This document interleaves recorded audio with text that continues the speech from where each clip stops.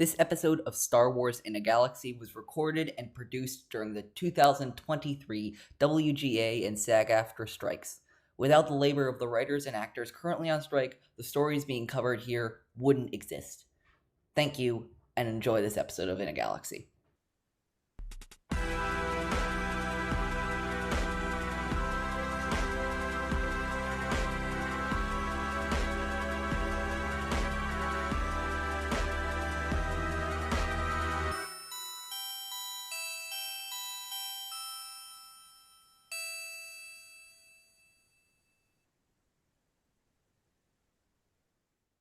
Hello there!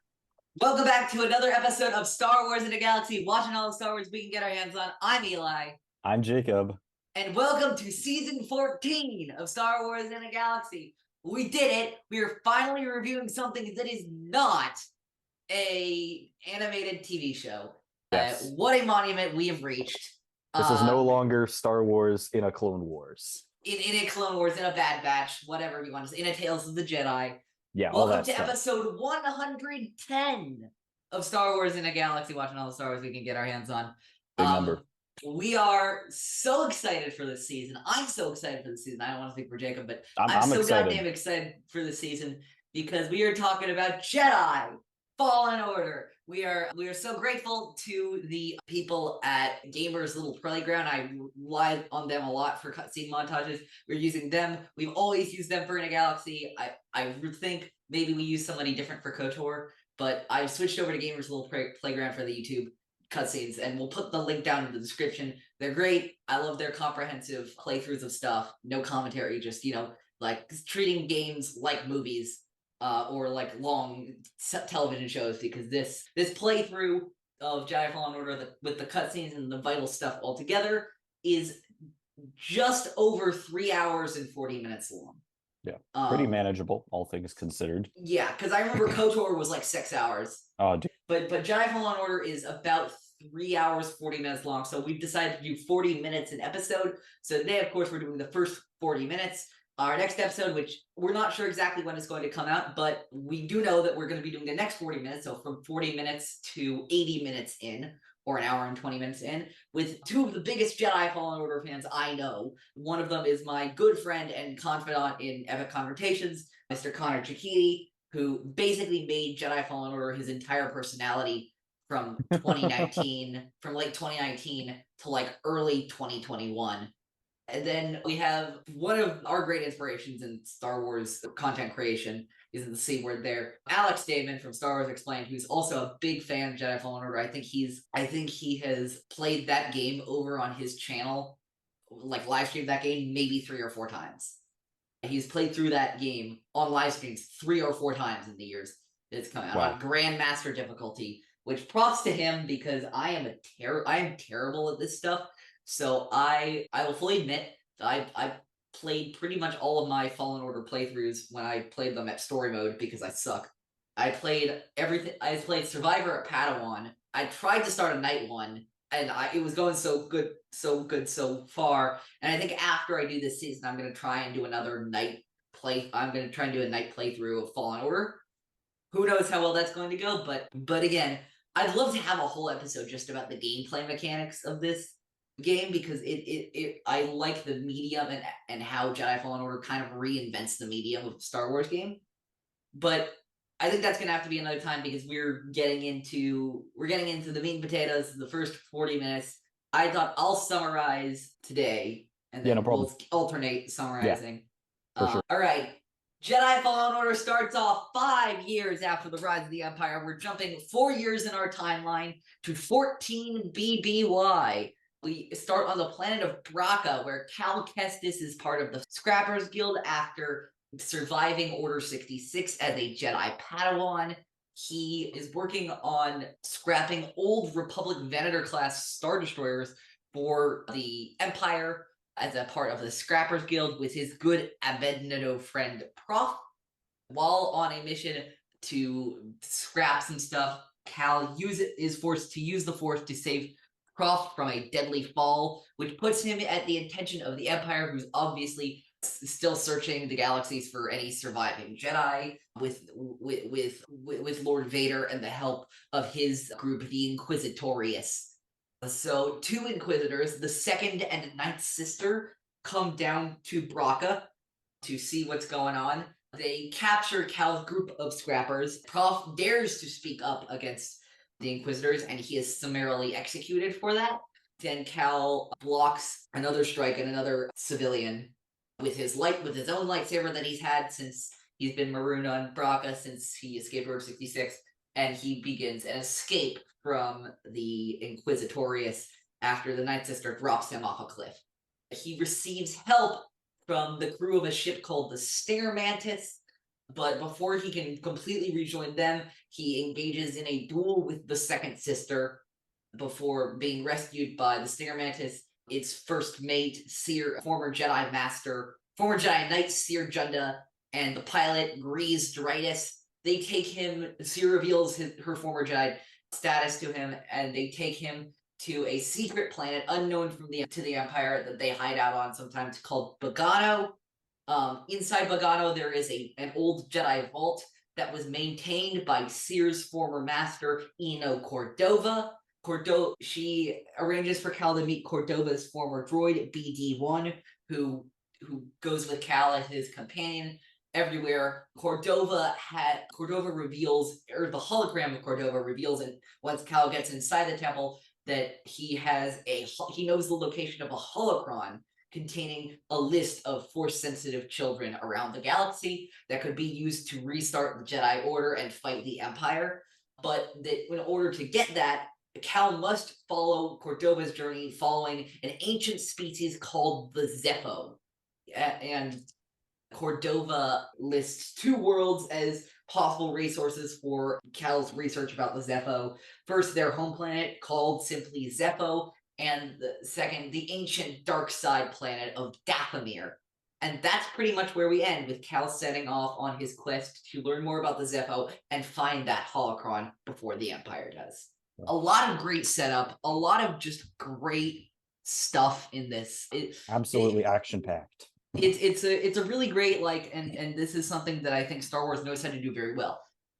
It's a great setup. There's a lot of great setup here. There's a lot of great introductions to our story arcs, our themes, our characters, our motifs. Yeah. Yeah. I had kind of a weird. Sorry, go ahead. Yeah, go ahead. No, go ahead. I had kind of a weird introduction to the Jedi Fallen Order video games, because Eli and I have spent a lot of time together playing through Survivor, but this is really my first time going back and actually experiencing the story of Fallen Order. But I agree, I thought that the introductions were very well done and seemed very consistent and seemed very consistent and put together with what I saw in the future in Jedi Survivor. Yeah, I thought the opening shot was amazing. The special singing, the throat singing that they had. Dugan Esana, the Who. I remember there being a lot of buzz when Jedi Fallen Order came out about the Who and their fantastic piece for this game. What a great, very cool, interesting decision. What a piece to start off the game. I had notes about that too. Yeah. God, I love their stuff. Yeah. Yeah, I remember, I feel like a friend of mine brought up the Who, not as related to Fallen Order, years ago. And I'm like, that's interesting. Mongolian throat singing combined with some modern classic sounds. That's interesting. And then I heard them in Fallen Order. I'm like, hell yeah, let's go. Yeah. It's a great, and Braca overall, I love that they're not shy with, I guess, the symbolism and the intentional imagery. Here's Cal, he's on the run, he's in hiding, and he's found himself in a literal graveyard of the Republic. Gutted Venators, ATTEs, gunships being picked apart for scrap metal. We literally see a ship cutter slice up a Venator in front of there's that Cal. infamous shot that was featured in the trailer for this game, I remember, of Cal dusting off that old Republic starfighter and seeing the dusting off the Jedi Order logo. Braca is so rich with visual symbolism, and it's a really I forgot how well they executed it. And remember, by the way, Braca appeared in Fallen Order before it appeared in Bad Batch Season 2. This was the introduction into canon of Braca. It was a new planet created for this game. So even though Bad Batch takes place earlier in the timeline, this was actually our first introduction. This was our first look at Braca and the Scrappers Guild and all of the mess that happens there. But yeah, I love that. I love what you said about, like, you know, there's, yeah, the old era is gone, as I wrote. The old era is gone. Now is the time of the Empire. Actually, that is one of the things that I'm so glad to see and that I've been rooting for in the Bad Batch. And it's one of my only critiques of the Bad Batch, that they haven't given it to us yet. But you know what I've seen in this? You know what I've seen in this video game that I like? What's that? Those are some fucking Imperial stormtroopers, baby. They're stormtroopers. There's TIE fighters. There's, like, long live the Empire. Like, not obviously, I'm not an Imperial supporter or anything, but, like, the Empire is in full strength. Like, they've conquered the galaxy, and the symbolism of the Imperial stormtrooper, of the TIE fighter, of the, like, I love that we're now finally through that transition that we're seeing in the Bad Batch, where we have the classic Imperial iconography, because you can do a lot with storytelling. You can get a lot of mileage out of those symbols because there's such a great representation of what you're fighting against.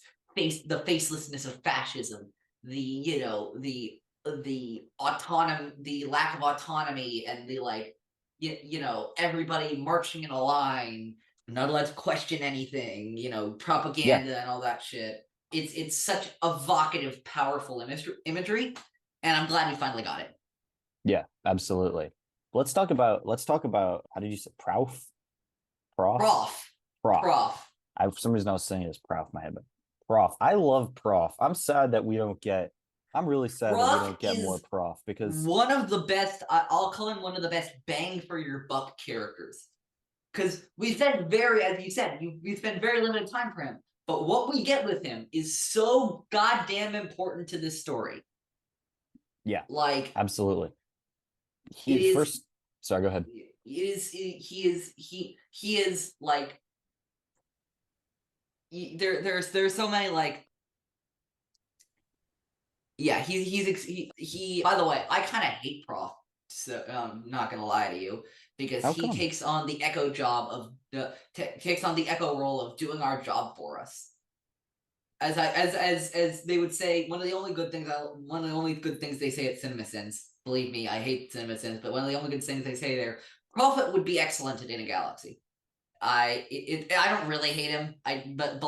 But here we are scrapping these ships from the war just so they can turn around and make new ones. I'm like, Prof. Yeah, but hold on, buddy. That's our job. On the other hand, I will say, Star Wars, often, most of the time, is very political. It has a political message.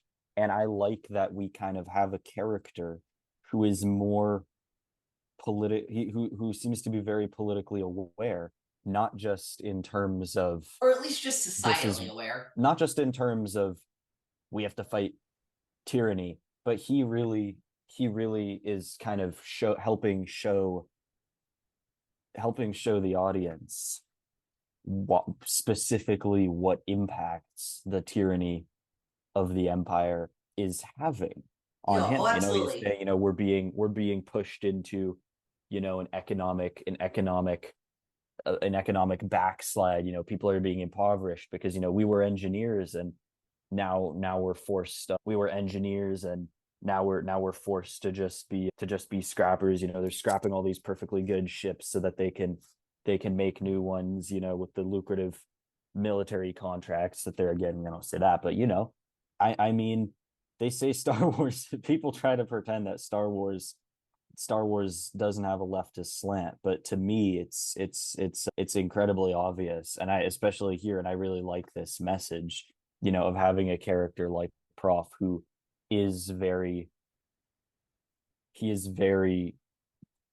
politically aware. I mean, he literally gets killed, you know, speaking about Speaking what his the mind. Empire has done in the name of labor. He is protesting in the name Yeah, of labor. He says, this is what the Empire has done. You're yeah. keeping us in poverty. Your government is manipulating the economy to keep people down, to keep It's people it's willing almost to work like for cheap, for pittance wages.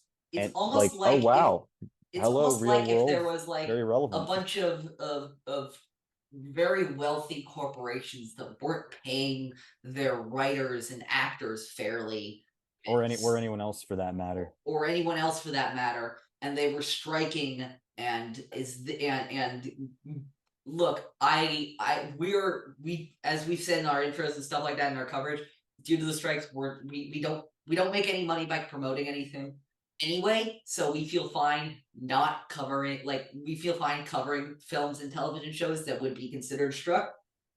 But now we're on a video game, and now we can really let loose. But yeah, no, Prof would be right there in New York or in Los Angeles right now with Yeah. the members of SAG-AFTRA and WGA. I don't know if you Or any saw. I'll or any send other this. or I don't any know. other labor movement. Yeah, I don't know if you saw this, but there was a clip today. Tony Gilroy attended the WGA SAG joint strike in New York this morning. Oh, all And right. he gave this extremely powerful 7.5 minute speech at one of the protests, and it was fantastic. It sounded like, obviously this of course because he wrote it, but like it did sound so Andor to me. It really did. Like like, I know I'm not the biggest fan of Andor, and I often like maybe shit on it a bit too much, but we are lucky to have him as one of our creators in Star Wars. Yeah. I think Um, you would agree. I think one thing you would say about Andor is that its real world message, the political messaging is spot on in Andor. it's I think fantastic. very savvy, very prescient, extremely relevant. And I think Yes. that I think that Jedi Fallen Order, at least this first little bit, is as well, because Oh, absolutely. Yeah. I feel like we often talk about the Empire as we often talk about it in terms of, when we're talking about the messages and we're talking about what lessons we can take, we often talk about authoritarianism, fascism, be wary of strongman leaders, Yeah. but what we don't often talk about, I think, and if you kind of look at the lore and if you look at the lore, and if you look at the new media as well for Star Wars, what becomes incredibly apparent is they're saying my interpretation of all this is the Empire doesn't just have all this power because of the Empire. The Empire has all this power because they're in league with, they've created kind of a corporatocracy to go along with Palpatine's dictatorship, Oh yeah. where massive companies are They work treading all over alongside. Yeah. everything, Yeah. They working work alongside alongside these them. massive businesses Yeah, and the to, companies don't care what they consolidate do. their wealth. Yeah, as long as they get as long as they get Yeah, their profits, they don't care. it's not just an authoritarian or a fascist society. It's also an oligarchy where, the seeds of wealth and power get planted in only a few pots, to put the metaphor. They're yeah, and it screws over the work of ordinary people who are just trying to make ends meet in the galaxy. Yeah. God, if there was any like metaphorical significance of anything that had to do with politics in the world today. Yeah. Anyway, Wealth inequality. yeah. But like, yeah, the Prague is such a great place to start this game, and there's that fantastic line where he goes, where he says, "Come on, Cal, you're a young guy. You don't want to end up like me. Eventually, you got to move on and live your life. Find your destiny." Like, Cal's kept trying to hide. He's trying to hide from the Empire. He's trying to hide his past. And as Seer tells him later in this in this part we watched, the time for hiding is over. Eventually, you can't just run away from your past. I was going to mention that line. Personal, if I'm being a little flippant, I might just say, Seer, it's 10 more years. It's 10. How many years? 14 more years until the She battle doesn't of know that. Yavin. I know she doesn't know that, but like, Seer, maybe with the benefit of, being the audience, she's got a little bit too much dip on her chip. However, she is right. And I think that's one of the most compelling kind of questions and themes that's come forward to me. And I think it's going to be a big part of Jedi Fallen Order as well, possibly. In Andor, in Rebels, how do you balance living to fight another day and planning for the future versus having you feel like having a moral obligation to do what you can to stop evil today? And how do you balance that moral obligation with also feeling like you've been given this one life? It's not always, it's incredibly difficult to sacrifice that, and I think that's something that we kind of see a little bit of, with Seer and Cal and their kind of differing attitudes, where Cal is very much still in even more so than Prauf. He's just in hide and survive mode, and for good reason too. I'm not faulting him for that. I'm not saying that Cal was weak or something. They're completely understandable reasons, and one of the great parts of this game, and I think something that Connor really loves about it, I don't want to speak for him, but I've talked with him much about this, is how this game deals with Cal's trauma. Because that's why he's hiding. It's because he's still traumatized by Order 66. He's still traumatized by losing his master. He's still traumatized by his sense of this happened because he failed somehow. Which is not true. Like, this wasn't really at all his fault. Yeah. And but he blames himself. But what was I gonna say? To go back a little bit, I just gotta say that a couple of just small things that I want to go over. First of all, maybe one of my funniest lines in freaking Star Wars is that "you are not approved" trash line. Perfect. Yeah. Love it. Love that line. Never not love that line. "You are not approved" trash is fantastic. Cue the Seinfeld music. It doesn't get better than that. Yeah.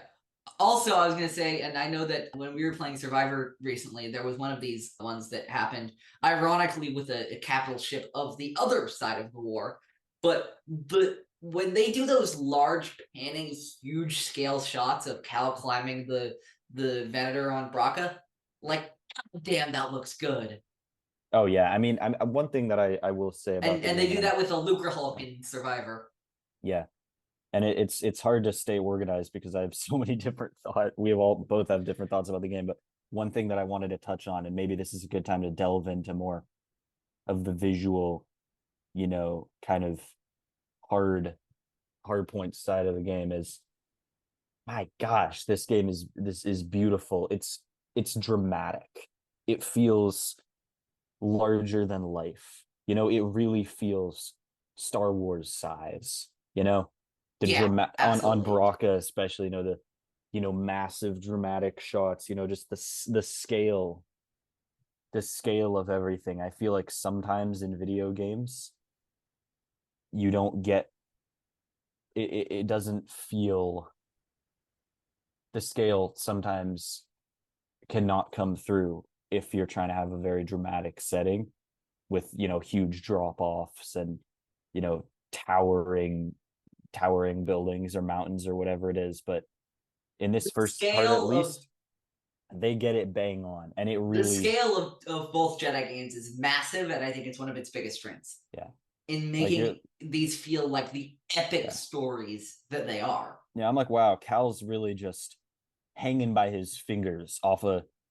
10,000-foot drop, you know, on a little metal beam. Like he's like, it's visceral. It's so visceral in a way that is not easy for video games to do. So I don't want to take that for granted because it really it's incredible, and it enhances the story. And I think that there's something really special about, like, I know that Alex Damon was talking about this when he was talking about Indiana Jones movies, where he's like, I like my Indiana Jones to span as much of the globe as it possibly can. And while I'm not sure I agree with him specifically for Indiana Jones, like, it's not that I don't think that, it's just that I don't really care about that as much as he does. I do care about that with Star Wars. Like, if we can see as much of the galaxy as possible, like, as big and as sprawling of an adventure we can get. Yeah. And Jedi Fallen Order is a fucking prime example of the big sprawling adventure. Brabant to Bogano to Zeffo to Dathomir to Kashyyyk to Nur to, you know, all of the Ilum we go later in the game. Yeah. Survivor's not as great at doing it as Fallen Order is, but it's still pretty good. From, you know, from Coruscant to Kobo to Jeddah to what's that place? The freaking to Nova Garen to Tanalor, you know, all these different sprawling expanses of planets to the Shattered Moon. Like, yes. Yeah. Every single planet, just, you know, it's a video game, it's computer graphics. They can do whatever they want, and they make use of that pretty perfectly. I think every single planet feels it feels like everything. And I've watched Eli. I'm kind of I'm a backseat gamer when it comes to Survivor. I have more fun just letting the story unfold, and Eli and I will hang out. He'll play, and I'll kind of we'll be hanging out, and I'll be watching him play. It's fun. Whatever works for you. I like to watch Eli do it. Yeah, what was I gonna say about the? But I was sorry. Can I just want to finish my thought. Go ahead. Yeah. So I will, like, even though this is my first time experiencing Fallen Order, I have seen a lot of Survivor, and I will say each planet, even planets that we've seen before, like Jeddah, just something about experiencing them, kind of walking a person around, going all the different places you can go, you know, being in that third person camera setting, it just feels like it turns every planet up to 11. You know what I mean? Yeah. I don't know. I'm done gushing about it now. I think it's pretty phenomenal, suffice it to say. It's fantastic. I just realized, Jacob, so season 17 of In a Galaxy is going to be Survivor.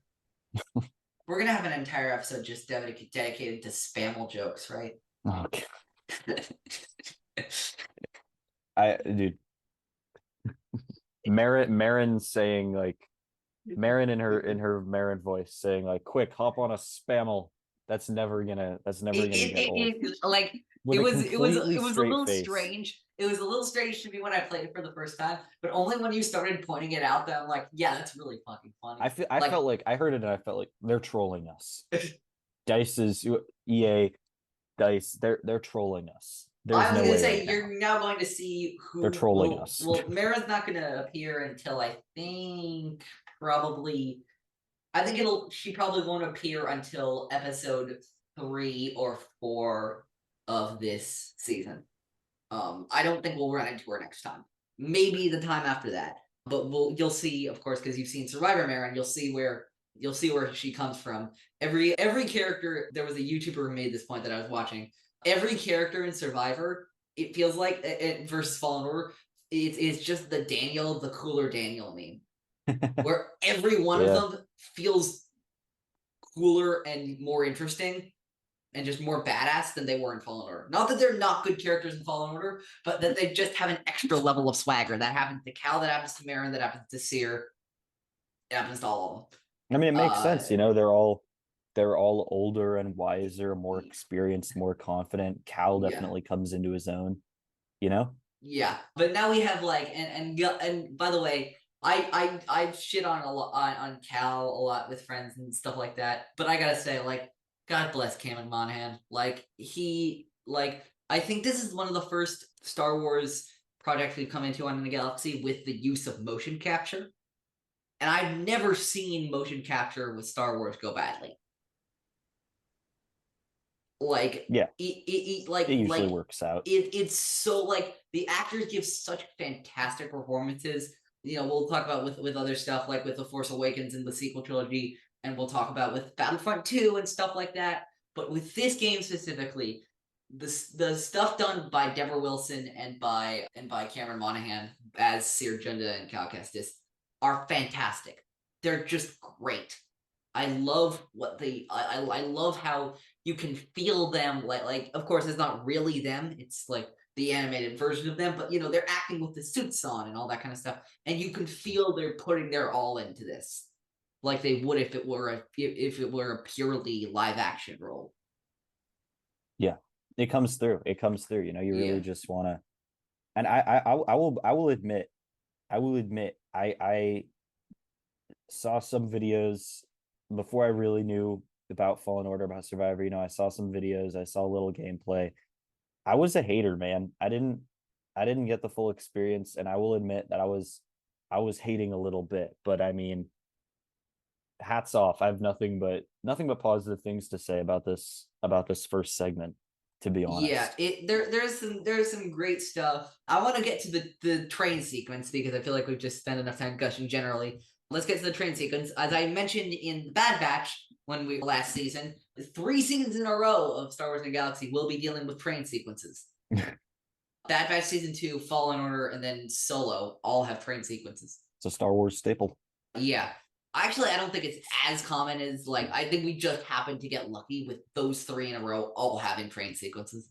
I like this one because it's it's grim, but it's also grim in that pulpy way because, like, I think one of the things that Fallen Order does the most interestingly, because you know there are a lot of people who divide Star Wars up into those two flavors of like the dark and grim and serious versus the fun and lighthearted, and I don't Yeah. believe that for a second. I think that all have combinations of the two, but I think that this game specifically has, and its sequel 2 and Survivor 2 have the most interesting blend of the two because they have both. They have elements of both of them for sure. Like there are serious stakes. Characters are lost. You feel those stakes. But there's light in the darkness. There's silliness, there's goofiness, there's some weird shit that happens in this game in these games. You fight like fucking hella mythological beasts in this game. Dagan Gera is one of the goofiest characters in Star Wars, and you fight him 3 times in Survivor. There's some Terran Malicos is kind of goofy too, but like there's some serious shit too here. Like Cal's whole emotional traumatic journey is very grim and serious, and you know all that kind of stuff. And I think I think they balance it well. Yeah, I agree. I thought that in this first segment they did a very good job of, you know, it felt, I think that a lot of the sequences, especially when we start talking about Trilla, the second sister, you know, especially when Trilla comes in, and then you know the train car scene, Cal's vision, you know, it's pretty it's pretty intense, especially for cutscenes, for a story that's being interwoven with gameplay. Like it definitely gets a little grim, but it still has enough of just driving forward momentum and an underlying excitement to get to the next It has thing. heart. It has a lot of heart. I think part of that's just it being a video game. You know, you don't want to. Yeah. We're kind of consuming it as if it was a movie or TV show. The way that we're stitching it together, it's really not. You know, we have to keep that in mind. Yeah, absolutely. Yeah. Well, Do you want to talk about the second sister yet? Because not yet. I want to talk about the vision first. Okay. With Cal and his late master Jaro Tapal.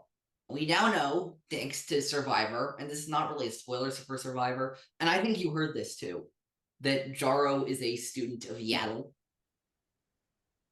Tapal's I did not master know was that. Yaddle. That is very cool. So Cal is the latest, is part of the Yaddle line of Jedi. I assume Yaddle was trained by Yoda, but I don't actually know that for a fact. Let's see. Who was Yaddle trained by? Do we know?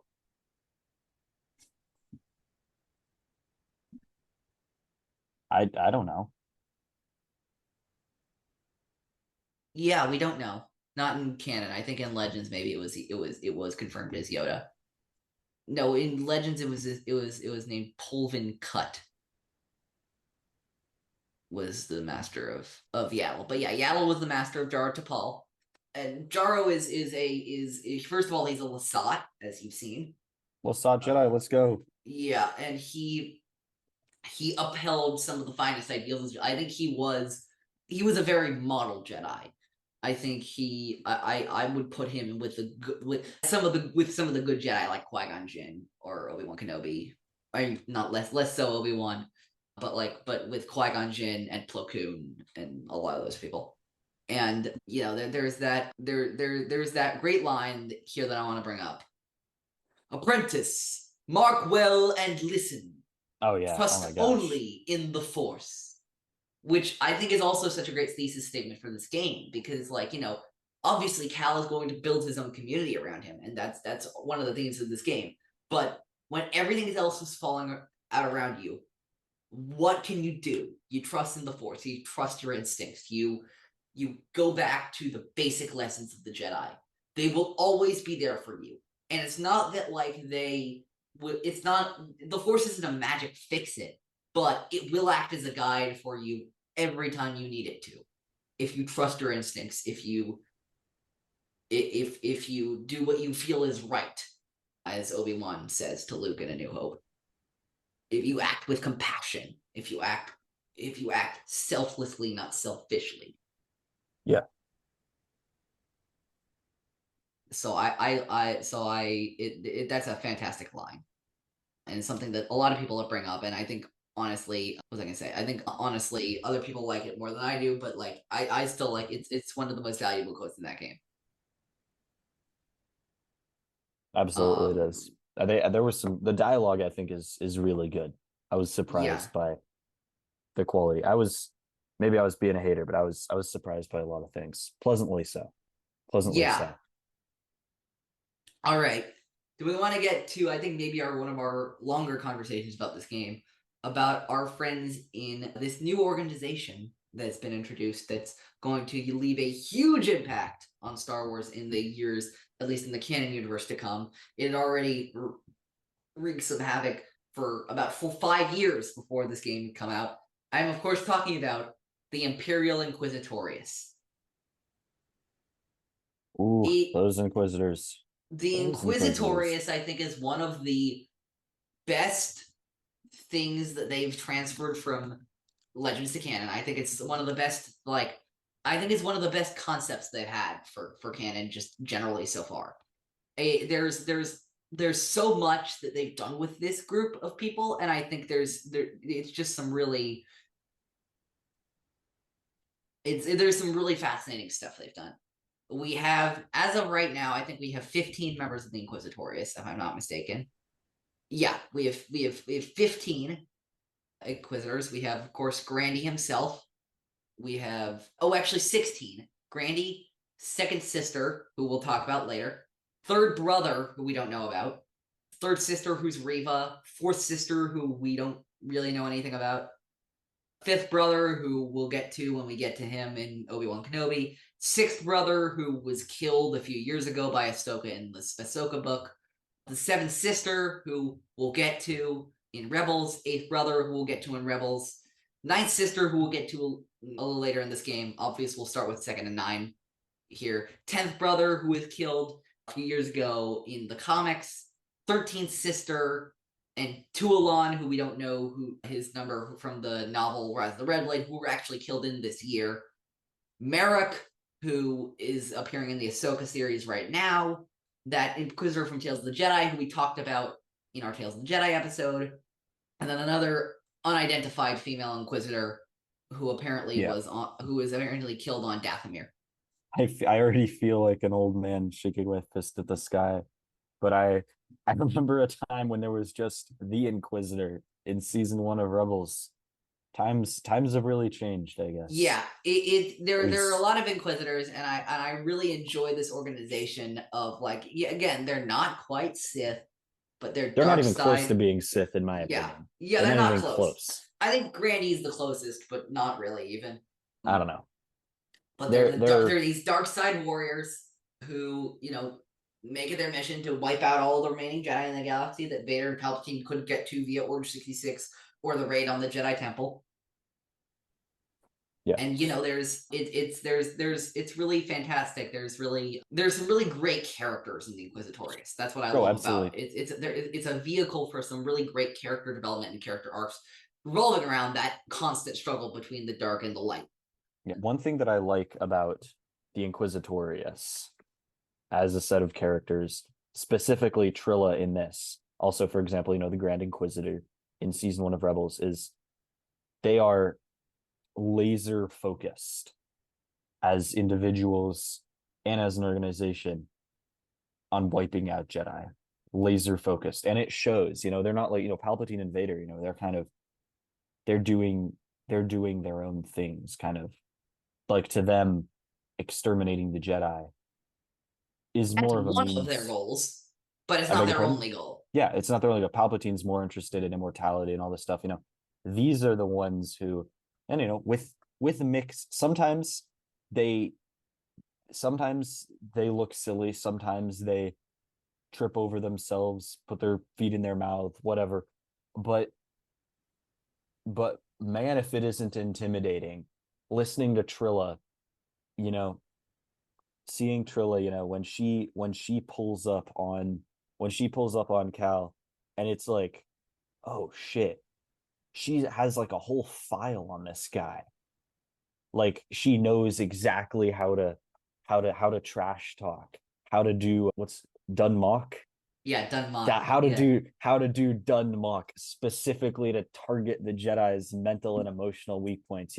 With the Grand Inquisitor saying, "Oh my gosh, Form 3, you must be so." Which Master Balabas favored to a ridiculous degree. Yeah, it's like, this I remember is that really like, specifically. That line is fantastic. these people are specialized, and that I think is they train very heavily cool at and their fortress intimidating. on Nur, which we will see, of course, in the Obi-Wan Kenobi series, but also very famously at the end of this game. But yeah, let's talk about Trilla and Masana, who's the Night Sister. I gotta say this. So I've been recently embarking on a bit of a project on the side. I've tracked down all of the characters that appear on screen in Star Wars. And I've begun for myself, for my own like edification. I think I'll do a thread on Twitter about this sometime. I've been trying to rank all the Star Wars characters. What? Yeah. Gee. It's not like I expect to finish this anytime soon, because I don't, because it's ridiculous. But I have my top like 200 basically right now. I can't even begin to imagine how I would try to rank characters. I don't know if that's even possible for me to do that on such a large level, at least. It's again, there's a lot of estimation and stuff like that and all that kind of stuff. Trilla is the highest ranked Inquisitor on that list. She's number 16 overall. There are only 15 Star Wars characters that I like more than Trilla Suduri. Wow. That's it. I am such a huge fan of this character. Do I have a little bit of a crush on her? Yes, absolutely. But do I also do I also love this character? Yes, I do. I love this character. I love her story. I love the second sister. I think she's my favorite Inquisitor. She is my favorite Inquisitor. Reva's very close behind, but Trilla is fantastic. She's such a great character. I love I love the path she takes in this story. And God, if I could take back one death in Star Wars, I would take back Trilla's. If I could have Trilla survive the spoiler confrontation on Nur at the end of this game, I would. I would that would be my hesitation. No hesitation. I'm also a bit of a Cal Trilla shipper myself. again, didn't happen because, death for one of those people. But yeah, I'm such a huge fan of her. I wish I could say the same for the Ninth Sister. I wish I could say the same for Masanatai. I feel like I've given her a lot of chances.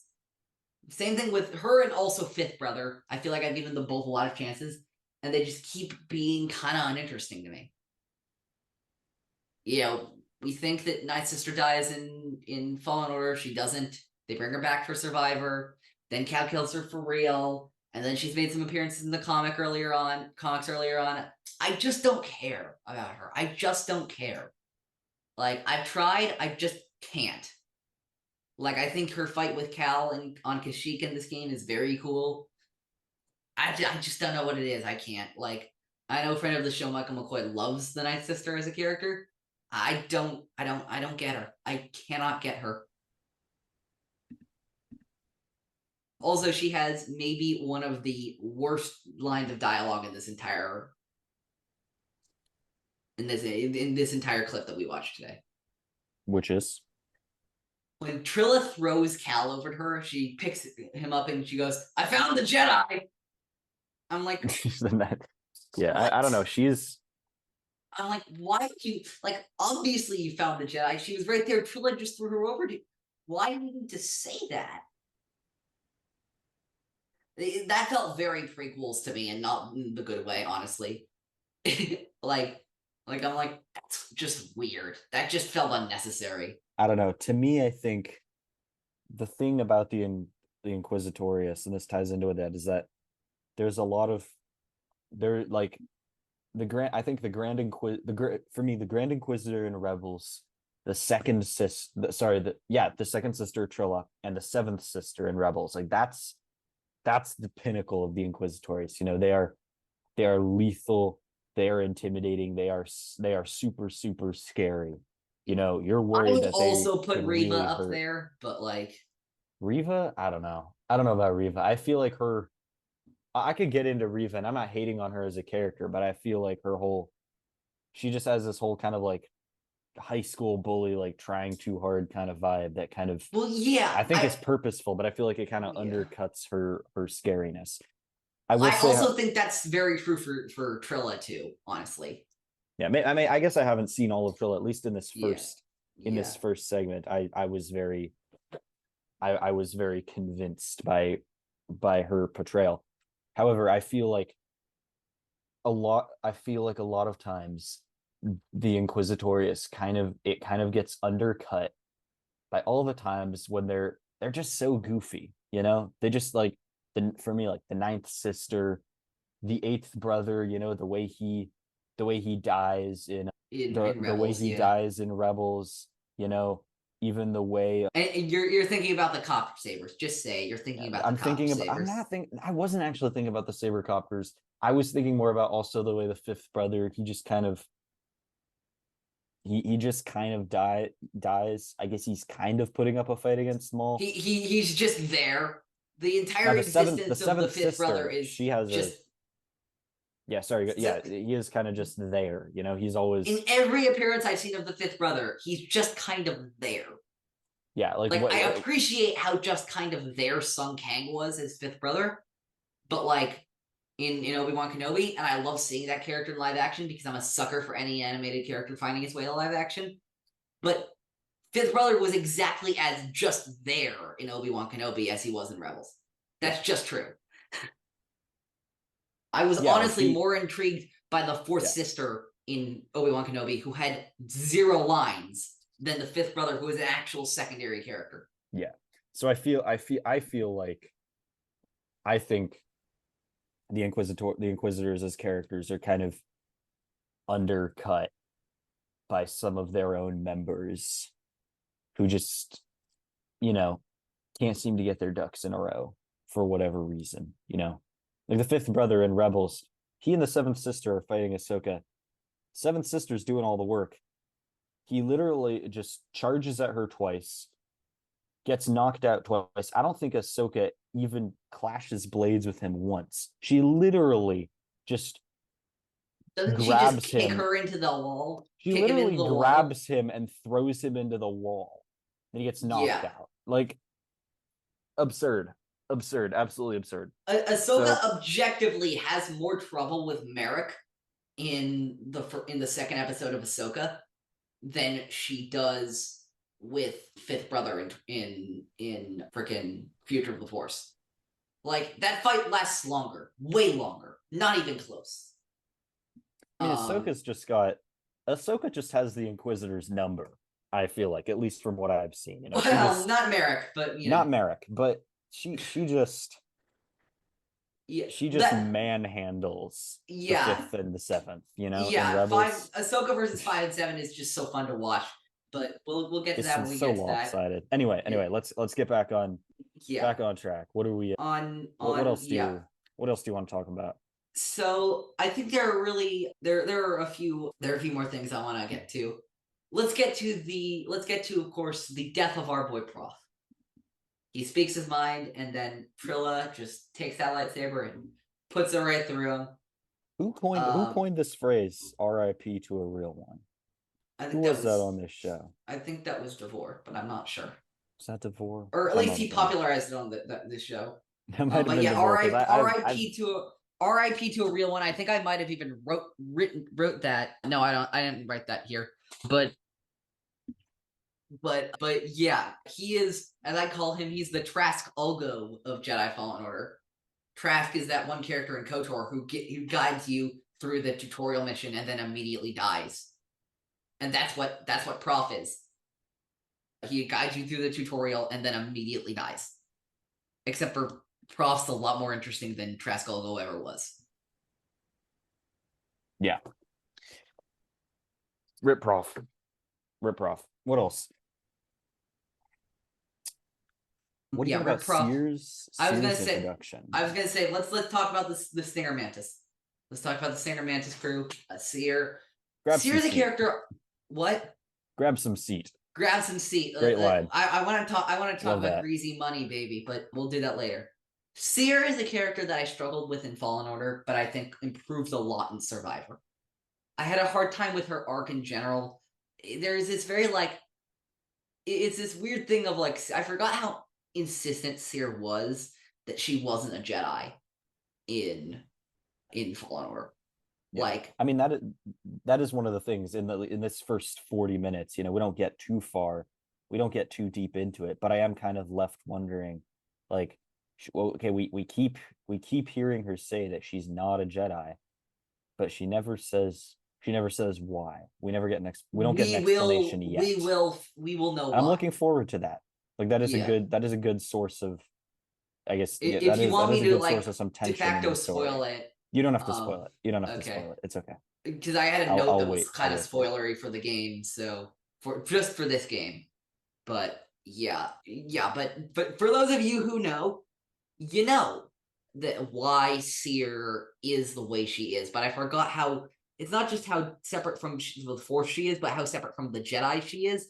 And I enjoy that she gets that back in Survivor. I enjoy that she gets that connection back to the Order in Survivor. And I think that is actually connecting back to Ahsoka yet again. I think that's an arc that Ahsoka is going to go on in her show. This is, by the way, recorded after the first 2 episodes of Ahsoka. This will probably release after 3, but we haven't seen Ahsoka 3 as of this recording. But I think that's something that Ahsoka has always had a connection to the Force. But I think the series is going to establish her regaining her connection with the Jedi, not maybe as an order, but as a calling, as a principle of how to live your life. Yeah, I like Zero K in this game, but she's fantastic in Survivor. I think she's a real standout character in Survivor. And then, of course, we got to talk about my boy, Greasy Money Baby. Greasy Money Baby. Grease is very much with Cal, Seer, and Grease. Actually, all of them really. I liked them all okay in Fallen Order, but then Survivor just boosted my opinion of them so greatly. What the moment in Survivor where he agrees to join back up with Cal and Bo to fuck Bodo Kuna fame, Cal goes, "Greasy Money, baby," and I just started to cheer. I'm like, yeah, this guy's back. Greasy money, baby. Grab some seat. It's something he says actually a lot, as you notice through both games. Grab some seat, which is just maybe a great thing. He's a Latero, forearms, just a great like personable guy. He's very much. I feel like he is very much he's very much like the Zeb of this crew, kind of the Zeb kind of combined with the Hera in like terms of roles that the crew plays. But I also do like, I was gonna say that's the other thing I like, how distinctive they are from the Ghost crew. Yeah. Like the principles seem similar, but they're very distinctive people. No, oh no, yeah. They kind of show, I think sometimes Star Wars, and it's difficult sometimes to avoid talking about Star Wars or the creators as a monolith or something, But I will say, Star Wars, a lot of the tracks that it runs in are really, they're well-worn classic types of stories and heroes journeys and different tropes that have been around long before Star Wars, sometimes hundreds or even thousands of years. So with that in mind, I think Star Wars sometimes can fall into the trap of I think doing something that is just a little bit too similar to the way that some other piece of Star Wars has already done something. But they definitely avoid that here. It definitely doesn't feel like another Ghost Crew type of thing, even though the structure of the story in some ways does feel similar. Yes. It does feel similar, with them rescuing kind of, and helping the people who can't. They rescue Ezra. Ezra kind of becomes the missing piece. They rescue Cal. Cal becomes the missing piece. Well, actually, because that's the thing. Because Cal's not the last. Also, but that's the other thing, is Cal's not the last member of the Mantis crew. It's Marin, and then later it's Bode too. So, yeah. Well, until anyway, I will say this. Yeah. But Cal and Grease and Seer are a great team, and I love their bonds that are strengthened in this game. We also get the revelation, of course, in this game, where Cal tells Seer, "I survived, but my connection to the Force is damaged." I love this. I love this addition to Star Wars. Like the idea that, like, yeah, if you have trauma in your life, if you are disconnected from your identity as a Force user, that the Force, like any muscle you use, will fall into disrepair, will fall into damage. And Cal, through his trauma and his mental imbalance, is no longer able to wield the Force like he was. And this game is about him becoming the Jedi that he was when he lost it, and also becoming an even greater Jedi. And then of course we jump to Survivor, where he just quote a good friend of the show, Jared, as he's quoting Rude Boy Brody, has that dog in him. But Cal doesn't have that dog in him in this game. He's trying to get himself back to the point where he could, and I think that's really special. It's something that this game does very well. Yeah. I think. Yeah. I love the intro. I think remains to be seen how I feel about Seer in the first game. I really liked her intro again. I thought that the voice acting and just the expression of every character, but especially Seer, was just phenomenal, I think, in this first segment. And it was definitely a very compelling introduction for the character, at the very least, I'll say. Yeah, I don't know. Any other thoughts? I was gonna. There are a couple other things. Oh yeah, we have, of course, another member of our squad that we gotta introduce. Our lovable droid, BD1. BD1. I don't know if you'll follow me on Twitter at OchiFan327, you'll know that one night at college when I was bored, I decided I was on a call with a friend of the show, also guest next week, Connor Trachidi, and he witnessed me going through hundreds of hours of Jedi Fallen Order footage in order to find one thing. It is maybe one of my favorite quotes of Star Wars in the Disney era, and it's the infamous "I need a stim, BD." And I kind of made that a meme in my own head for some reason. I don't know why I love it so much. I just like the Cal's delivery of "BD, need a stim. I need a stim, BD." Like it's just like it's something you can like as long as you press one button on your controller, you can just repeat over and over again. And how Cameron Monaghan says it is just so funny to me. And it's just become such a staple of the Jedi games that you need to control when you use your stims and when to heal, and like, and sometimes like you click the button but it doesn't like respond instantly, so you got to do it again, and maybe you're in a hairier situation by then. It's this, and I love like, you know, the introduction of a stim in that game is just so cool, and it's fun seeing what would become a staple of the game be established like that. Yeah, and also BD just being like Cal's puppy is just so funny. It's just so funny and so adorable. Yeah. Like the backpack robot.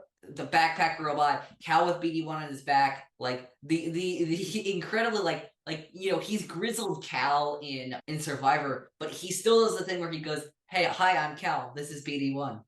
Like he still introduces the droid on his back. I just find it so adorable.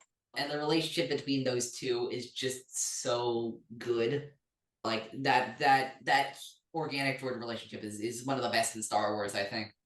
Yeah, we get our holocron, we get the MacGuffin when we talk to Cordova, and we get, of course, our ancient society, the Protheans, sorry, the Zeffo. For any of you Mass Effect fans, I've just recently finished my first playthrough of the Mass Effect Legendary Edition trilogy. That there's an ancient society in the Mass Effect universe that developed a lot of their technology called the Protheans. And when I talked to friend of the show Michael McCoy about this, who knows a lot about the Mass Effect universe, he's like, "Yeah, when I saw the Zeffo in Jedi Fallen Order, I immediately thought of the Protheans." And now that we're looking at the Zeffo in Jedi Fallen Order, I can't help but think of the Protheans, especially because, spoiler for Mass Effect, you get to meet a Prothean in Mass Effect 3. You know, just this ancient society of like of people who had like this interesting technology, but then they disappeared without a trace for no reason apparently, and you have to figure out what happened to them. So I had to throw in the Mass Effect reference, but yeah, I'm excited to re-dive back into the Zeffo, who is funny. Like I love this game, but like it is weird that like the Zeffo just like we kind of like do a little bit of journey in the Zeffo, and then Survivor's like, okay, so anyway, back to our real story, and we're like, what about the Zeffo? And then Cordova even says in Jedi Survivor, when we find out he's alive, he's like, yeah, I kind of just gave up with the Zeffo. And we're like, oh, so everything we did in this game is just kind of like for nothing. That's cool. Anyway, yeah, I've been rambling on for a while. What do you have? Anything else for these 40 minutes that we just did? First off, Seer has one line that really stuck in my head. She says, "You survived, Cal." Wait, that's not till next game. The Jedi have fallen this game. Survivor's the next game. Yes, yes. I was like one of those like, it's surviving time type of oh yeah, no, like just, the number of times, like the number of the times they say like survivors in this game is in funny. hindsight, knowing the name of the game that comes next in the series. I was gonna say like I found it quite funny. because I don't think there is any like, I'm trying to remember if they say Fallen Order in this game. I don't remember it specifically, but there is very much like a searching for, like in Survivor, searching for other Jedi survivors. Look straight into camera. Yeah, it's funny. I think it's funny. Yeah, but I mean, that's pretty much it for me. What are your? Oh yeah, also Cal playing the space guitar was definitely not on my bingo card. His psychometry is just really interesting. Yeah, and learning that he had psychometry because of that was a cool twist as well. Psychometry is such a great addition to add to these games because it really adds so much to the lore building of the universe, of the Jedi Fallen Order universe specifically, because you get to see, like, Cal gets to have these innate personal connections to things that he wouldn't have otherwise.